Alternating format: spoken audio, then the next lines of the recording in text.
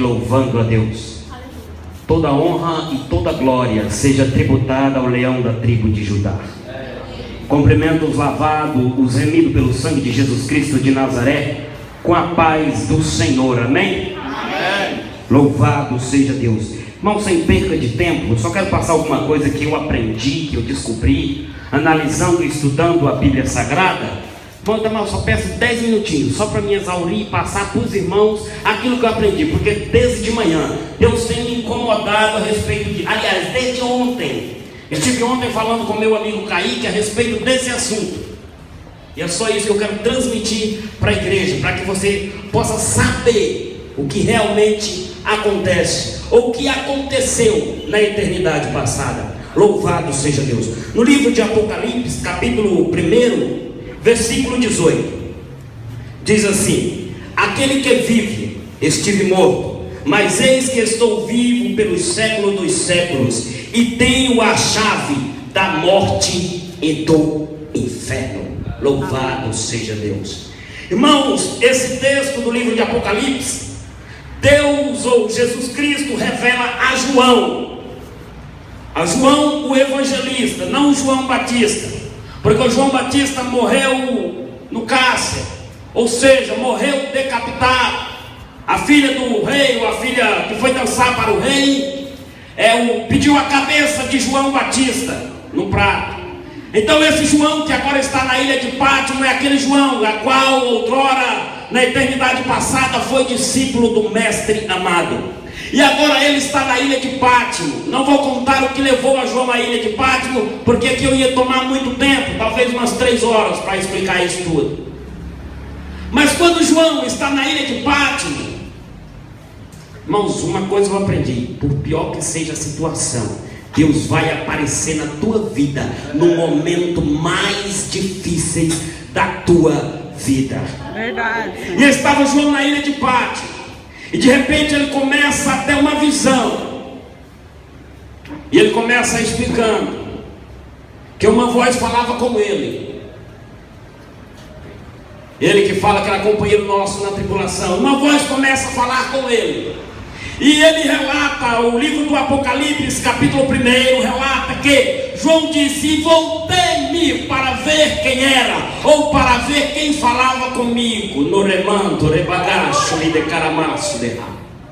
E ele diz assim, e quando virei para ver quem era ele.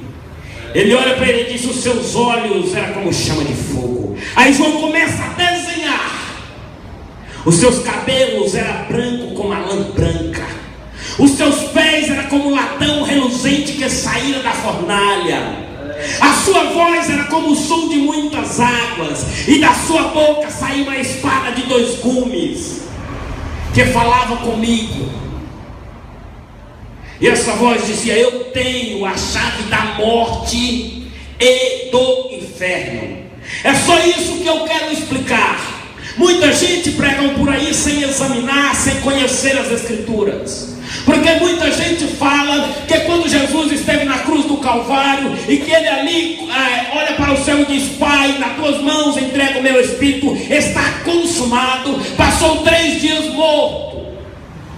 E muitos pregam que durante esses 3 dias que ele passou morto, ele desceu no inferno, pisou na cabeça do diabo, tomou a chave da morte e do inferno. E isso é uma heresia.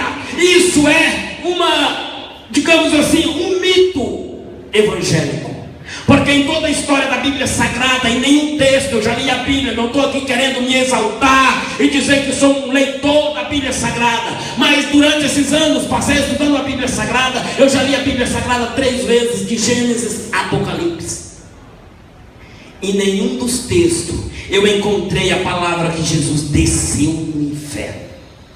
Em nenhum dos textos eu encontrei que Jesus pisou na cabeça do diabo. Porque muitos pregam isso através da profecia lá atrás, quando estava Adão e Eva lá no Jardim do Éden, e que Deus começou a lançar as maldições, e disse: Adão, tu vai trabalhar e viver do suor do teu rosto. Eva, tu vai sentir dores ao ter filho. Aí ele olha para a serpente que vai saindo devagarzinho e diz: ei, serpente, ei, cão, seu infeliz, das maldições que te lancei, a mais abençoada é a de Eva.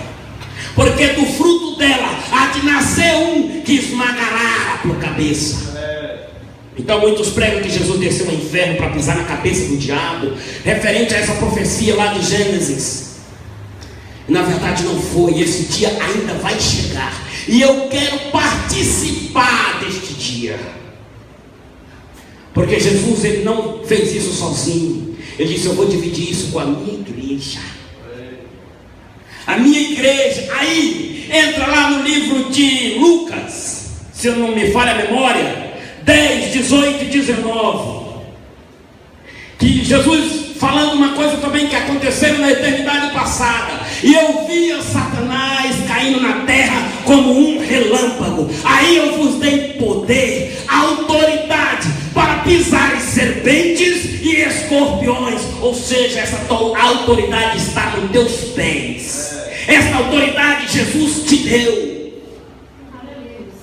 E o texto que afirma, ou que muitos pregam, de que Jesus desceu ao inferno, foi porque durante esses 3 dias ele foi ao inferno. Porque quando alguém morre, existem 2 lugares que vão: ou paraíso ou para o inferno. Inferno, a Bíblia cita o inferno chamando como lugar de Hades, que ali tem a parábola do rico e do Lázaro. O paraíso refere ao seio de Abraão, aquele ladrão da cruz. Jesus não prometeu o céu para ele. Observa o que Jesus falou. Ele disse: já que tu, do lado, o espírito do Satanás entra no ladrão do lado esquerdo, diz: tu não és o filho de Deus? Por que tu não desce da cruz, salva-te e a nós também? O Espírito Santo entra no ladrão da direita. Dimas, oh glória. E Dimas olha para o seu parceiro e diz: tu nem temes a Deus? Este homem está aí porque alguma coisa, porque nada ele fez. E tudo que ele fez foi de bom. Ele curou o paralítico, ressuscitou mortos, curou o cego, deu vista aos cegos. Ele estará aí? Ele nada cometeu. Nós merecemos, nós somos assaltantes, nós somos fugitivos da lei. Então temes a Deus.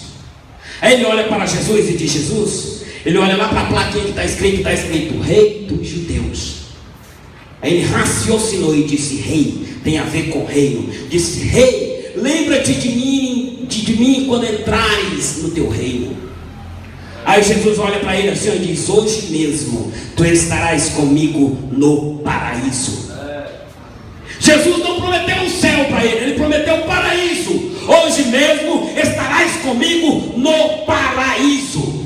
Então, muito antes da gente pregar alguma coisa, de ouvir dizer, de ouvir falar, primeiro vamos analisar, como fez o povo de Colossenses 2:17, se não me falha a memória.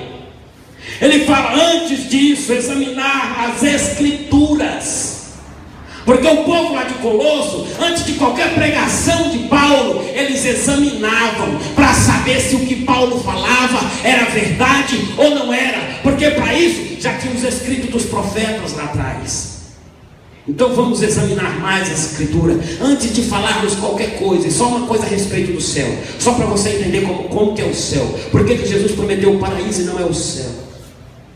Existe um homem a qual eu admiro muito na Bíblia Sagrada, a qual outrora o nome dele era Saulo, e Jesus transformou em Paulo. E ele diz assim: conheci um homem que não sei se no corpo ou se fora dele, Deus o sabe. Paulo estava falando dele, mas ele não queria se exaltar. Conheci um homem, ou veio falar de um homem que não sei se no corpo ou se fora dele. Este fora arrebatado até o terceiro céu, e lá eu vi coisas inefáveis que não é lícito aos homens contar. O que Paulo viu no céu é inimagináveis. Nós não temos a mente, a capacidade de imaginar. Porque, em outra palavra, Paulo fala, deve ter perguntado: Paulo, como que é o céu? Ele diz: vou te explicar como é que é. Aquilo que o olho não viu, aquilo que o ouvido não ouviu, e nunca penetrou no coração do homem, é o que Deus tem preparado para você.